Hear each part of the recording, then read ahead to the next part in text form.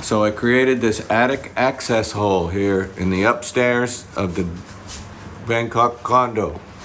And the ceiling board is that concrete thin wonder board or whatever it is.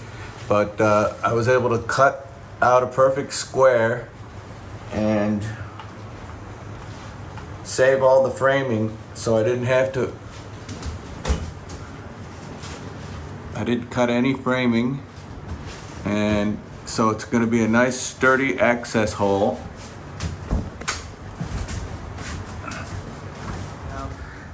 This is looking over towards above the bathroom, and if you can see that little gray box down on the bottom right side, that's the bathroom fan. And then see this beam in the column, and that is the top of the wall right there by the access fan. That's the wall that separates the other condo where the neighbor lives.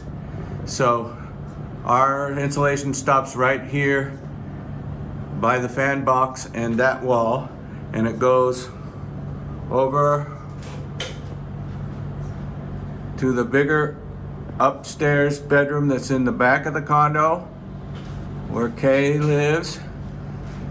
And there's good crawl space, smooth ceiling and framing, but this dust is about 1/4 inch thick or 1/8 of an inch, I don't know, 3 millimeters of dust.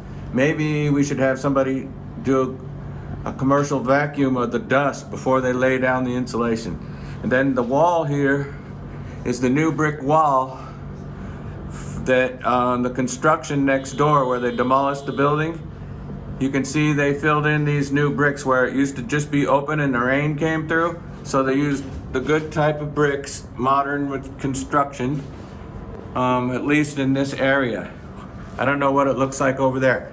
So if you see, there's some brick, and then if you go to the left a little bit,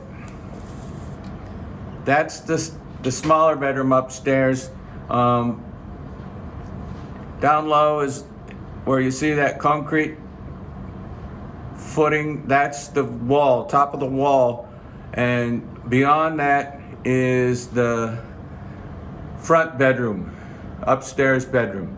So that gets insulation too. And you can see the little light, points of light, like stars of light. It goes all the way back there. The insulation goes all the way back there to the front of the building. But otherwise it's right here, and there's pretty good space to get access to everything.